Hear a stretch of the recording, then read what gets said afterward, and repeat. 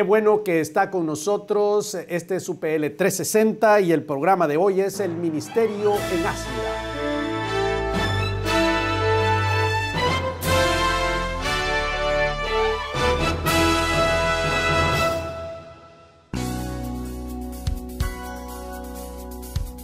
Hace un par de años se abrió en Cancún el campus de Universidad para Líderes para preparar nuevos servidores de la palabra, personas que tengamos la convicción y que creamos que Dios nos ha llamado para un fin, un propósito especial. Ha llevado una tarea impresionante de educar y de formar a nuevos líderes con una responsabilidad completamente bíblica. Yo los invito a que participen en Universidad para Líderes, que se formen, que se eduquen. Constantemente la palabra de Dios nos llama a que seamos diligentes y que nos presentemos como obreros aprobados ante Dios y no tengamos nada de qué fallar. Así que yo los invito, nos preparemos. Universidad para Líderes es una excelente opción.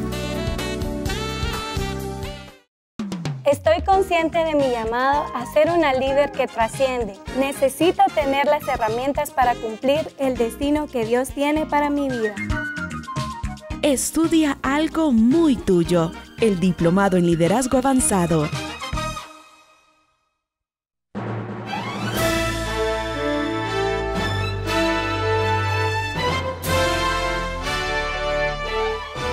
Este es UPL 360 y estamos abordando un tema muy interesante y es el haciendo ministerio en el Asia. Y para esta ocasión tenemos a un invitado especial, Raúl.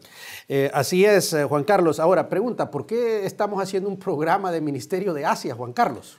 Bueno, ahí las estadísticas nos hablan que Asia demanda una acción de parte de la Iglesia Evangélica, especialmente en América Latina.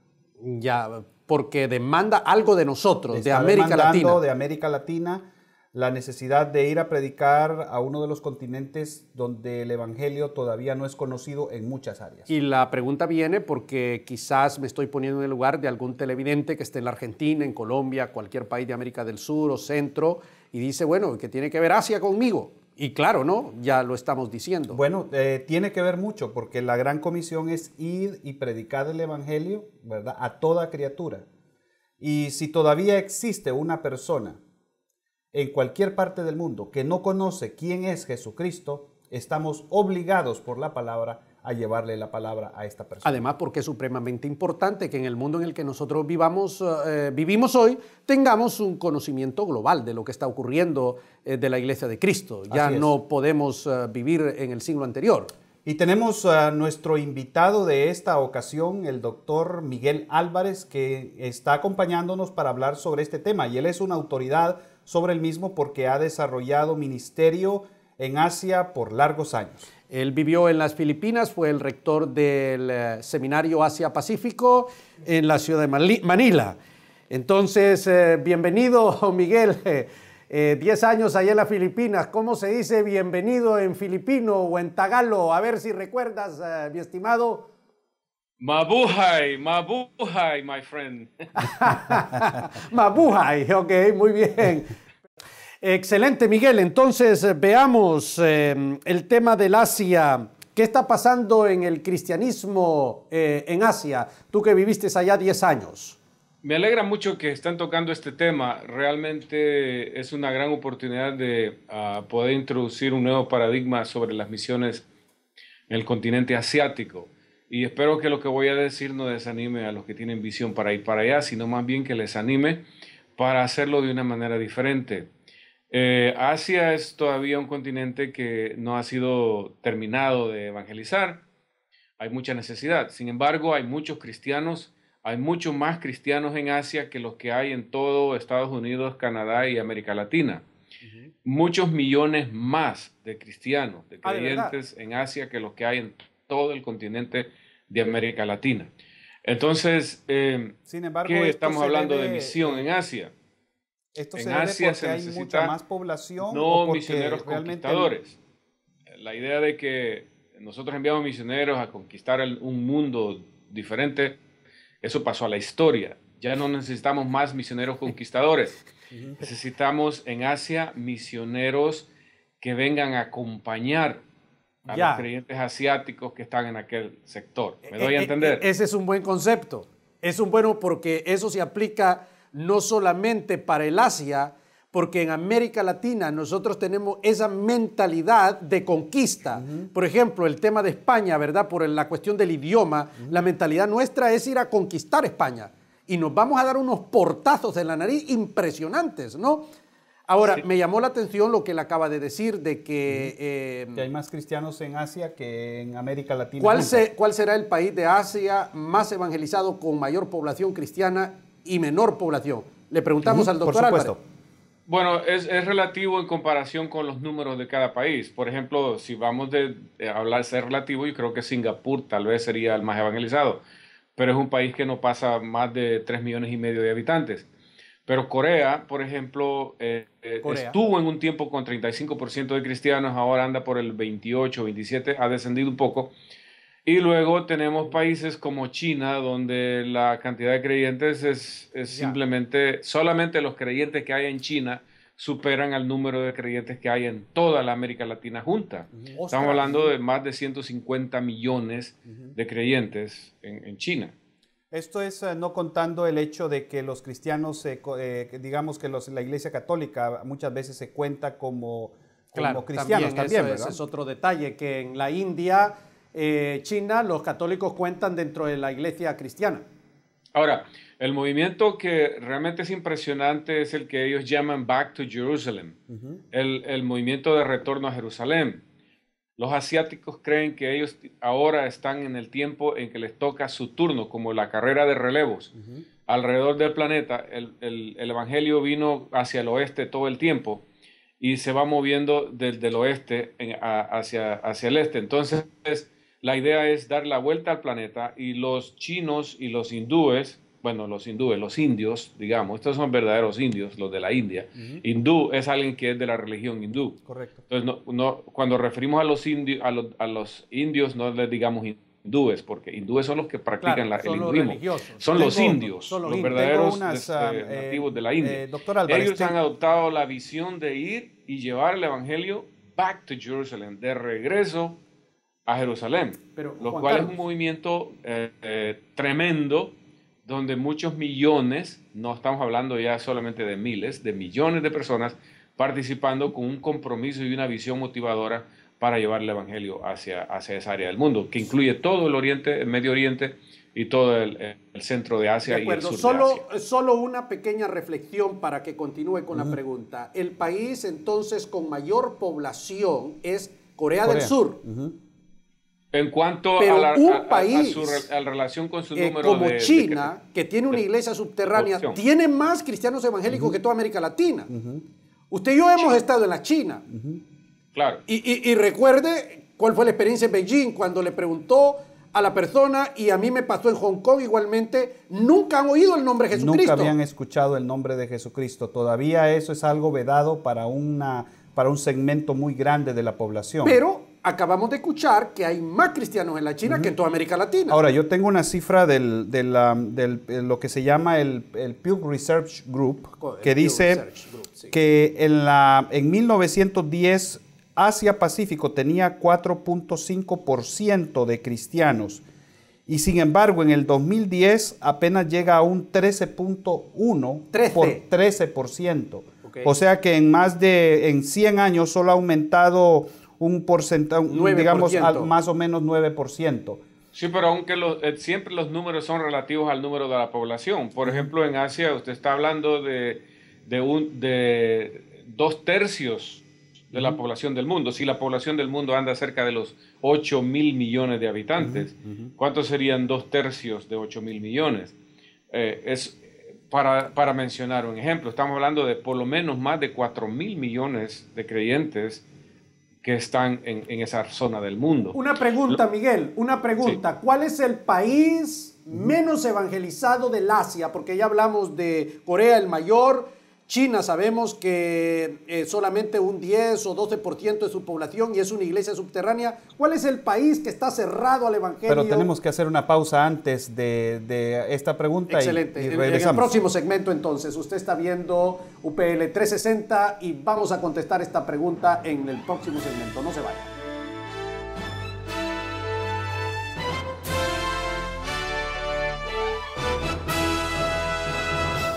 Las relaciones familiares son todo un desafío.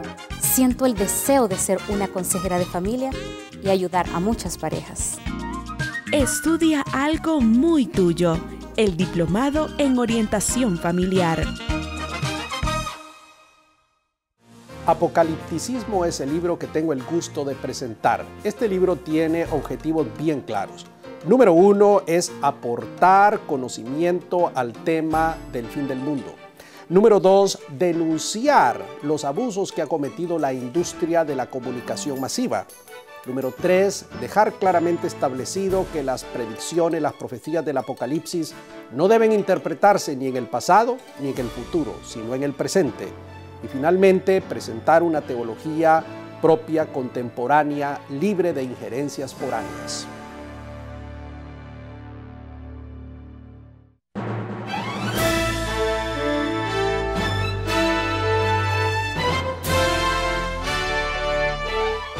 Usted está viendo UPL 360. Juan Carlos, le preguntábamos al doctor Álvarez cuál es el país con menor población evangélica. Ya sabemos que Corea del Sur es el máximo. ¿Cuál es, Miguel? Bueno, yo puedo decir que el menos evangelizado en este momento es Bután. Bután es un reino que está ahí en el este de Asia, al norte de la India. Ok. Y que está ahí cerca de los Himalayas. Es muy difícil penetrar con el evangelio ahí. ¿Por qué, Miguel? ¿Por qué?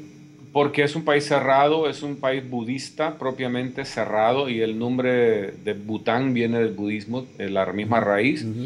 Entonces, y también puedo mencionar que hay otros países budistas que el cristianismo no ha crecido mucho, como en Mongolia, por ejemplo.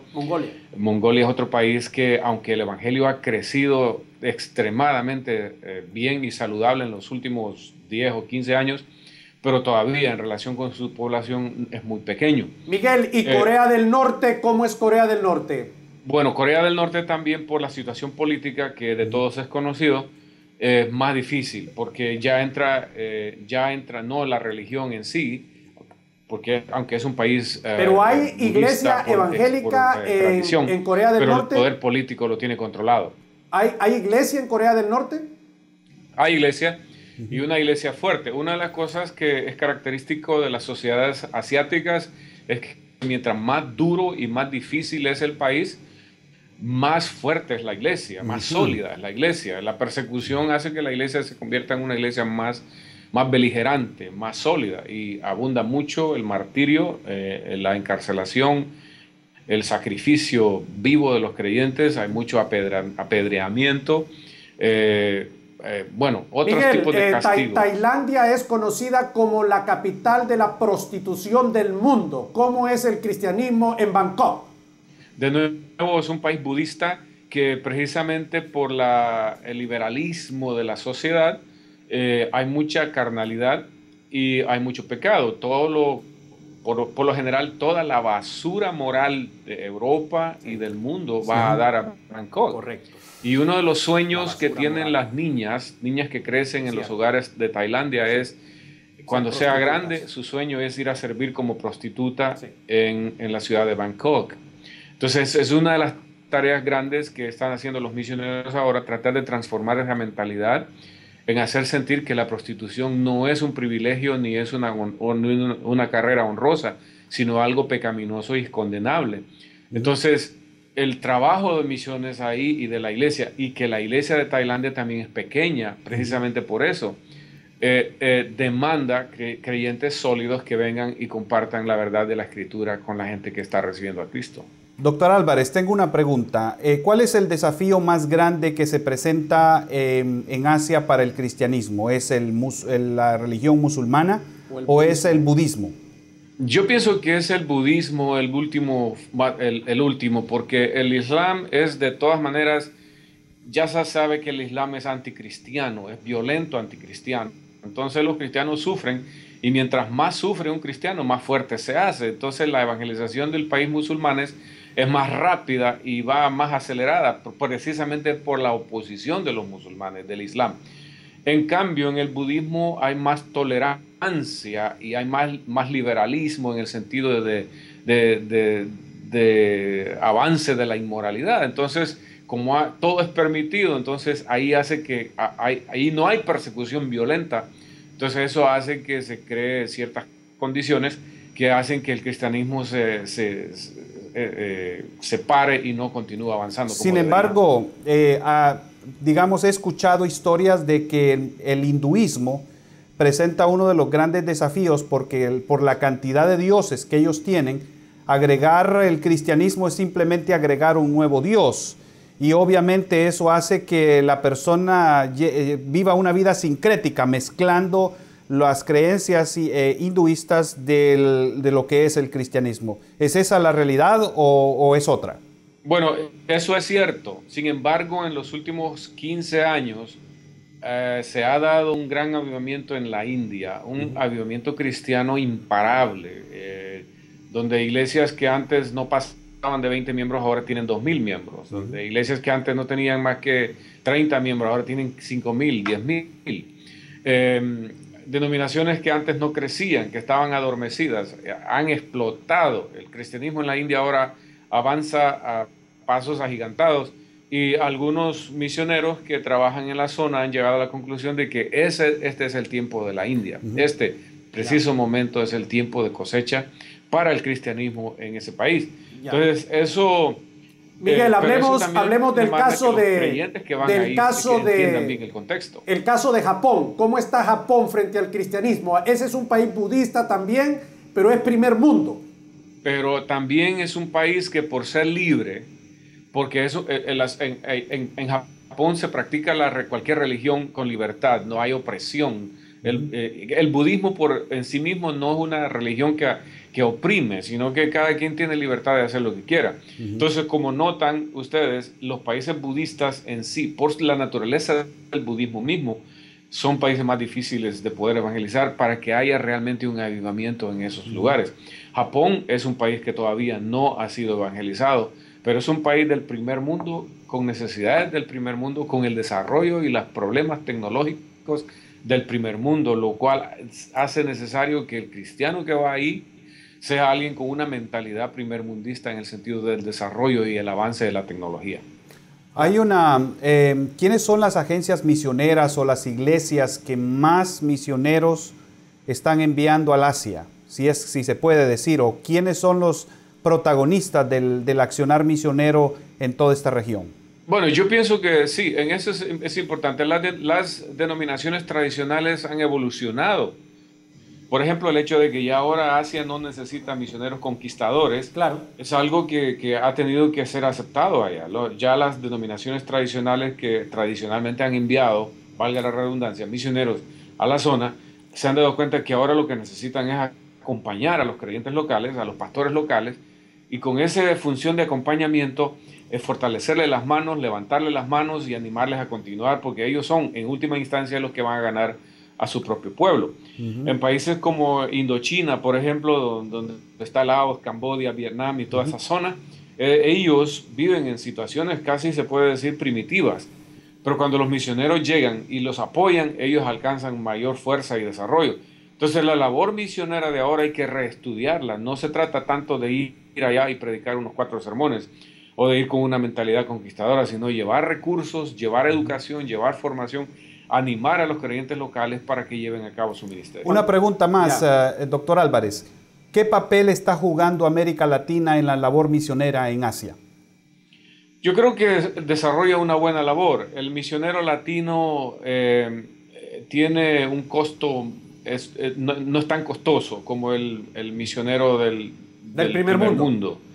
Entonces, sin embargo, la distancia, la deficiencia del idioma también causa algunas dificultades y demanda un tiempo de preparación. Además de que hay que entender bien el contexto donde se llevan a cabo estas misiones. Casi todo se opera a través de redes, networking, a fin de que se canalicen los recursos y las personas adecuadamente a los lugares idóneos. Pero sí, por ejemplo, misioneros de Brasil han tenido mucho éxito en Camboya, en Laos, en esos lugares, en la India misma. misioneros argentinos y misioneros de Honduras han tenido éxito en la India y en Filipinas. Y así, por ejemplo, hay otros misioneros de otros países como Costa Rica y México que han enviado a esa zona del mundo. Pero todavía no podemos decir que son una fuerza notable, todavía está incipiente. Y sí, es necesario, pero con esa nueva mentalidad de enviar misioneros a esa zona. Juan Carlos, tenemos que ir a una pausa. Yo creo que vamos a ir al tercer segmento con el doctor Álvarez brevemente. Este programa está supremamente muy interesante y educativo, ¿verdad? Claro que sí. Usted está viendo UPL 360, no se vaya y quédese con nosotros.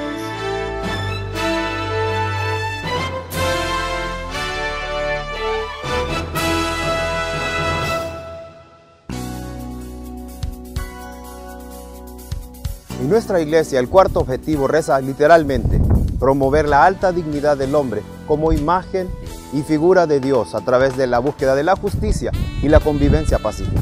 Es así como nace el programa Por una América con Honra a Honduras, el cual busca levantar ciudadanía a través de 3 objetivos fundamentales: educar, concientizar y movilizar.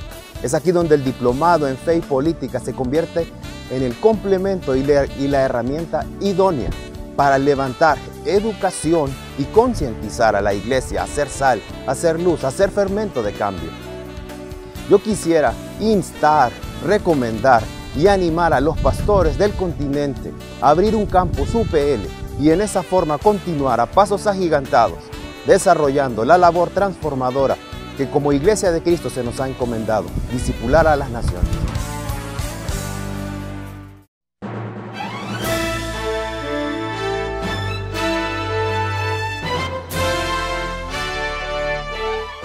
Seguimos con este interesante programa, Juan Carlos. El doctor Álvarez vivió 10 años en Manila, Filipinas, viajó por toda el Asia y es un hombre experto, erudito en este tema que estamos estudiando. Una pregunta quizás sería, ¿cuál es la iglesia más grande después de la del doctor Cho? John Cho, sí, por supuesto. O David Cho es ahora, ¿no? Ahora David, Paul, como sea. Te escuchamos, Miguel. Bueno, yo no tengo los números exactos, pero sí sé que hay iglesias muy grandes.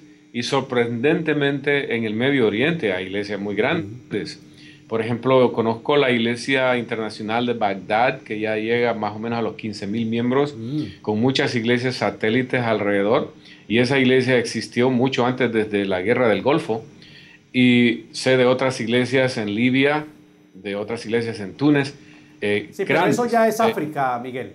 ¿Perdón? Eso es África ya. Sí, pero lo que quiero decir es que estas iglesias son un referente para todo lo que está sucediendo en el Medio Oriente y luego en Asia Central. En la India, por ejemplo, hay iglesias que han crecido en los últimos años que hasta se les ha perdido la pista en cuanto al tamaño. Lo mismo, por ejemplo, podemos mencionar de las iglesias en Singapur. Iglesias en el Pacífico Sur también, como por ejemplo la famosa iglesia de Hillsong allá en Australia, que su desarrollo y su crecimiento es del primer mundo y son extraordinarios. Entonces, lo que se necesita es más bien un estímulo de que estos creyentes entiendan que ahora la evangelización se necesita de todas partes a todas partes, de todas las creyentes a todos los lugares necesitados. Y que la nueva estrategia de desarrollo de la actividad misionera en los últimos años está cambiando y está evolucionando. Ahora hay misioneros asiáticos en América Latina y también hay misioneros latinoamericanos en Asia, y lo mismo en Europa y en África y en todas partes del mundo, de todas partes a todas partes. Así es. ¿Qué está pasando más específicamente en las Filipinas, ya que tú estuviste ahí haciendo ministerio por tantos años? En Filipinas es diferente porque el país fue conocido como un país cristiano por el catolicismo que estuvo ahí. El catolicismo es más radical que el catolicismo que vivimos en América Latina. Entonces hay una radicalización bastante fuerte, aunque después de la liberación que ocurrió después de la ocupación de japonés cuando Estados Unidos liberó a Filipinas, entonces entró el movimiento protestante allá, y luego entraron las denominaciones evangélicas y pentecostales y se han expandido. Y por ejemplo hay una iglesia que es un híbrido entre catolicismo y pentecostalismo, que se llama la iglesia de Shaddai, que se calcula que tiene alrededor de 150 millones de miembros en toda América. 15 millones de miembros, ya estaba exagerando demasiado esto, 15 millones de miembros en las Filipinas. Y esa iglesia ha crecido de una manera extraordinaria. Yo conozco al pastor, se llama Mike Velarde, y él es pentecostal, pero predica, es católico, pero predica como pentecostal y ministra como pentecostal. Y eso hace que la gente lo quiera mucho y lo acepten, porque es católico, pero a la vez sirve a la multitud desde otra perspectiva de evangelización. Muchísimas gracias, doctor Álvarez. Se nos ha acabado el tiempo, Juan Carlos. Realmente tenemos muchas más preguntas, pero ya se fue. ¿No? Nos ha dejado más o menos un panorama general del ministerio en Asia. Así es. Y entonces, ¿quién necesita a quién, Juan Carlos? De pronto nosotros los necesitamos a ellos. Los ¿no es latinos cierto? necesitamos a los asiáticos. Y especialmente ¿no? aquí en Norteamérica. Después de lo que vimos en Indonesia también, Así ¿no? es, Cómo así la es. iglesia ha crecido, impresionante. Así es. Bueno, usted ha visto el programa UPL 360. Gracias por haber estado con nosotros.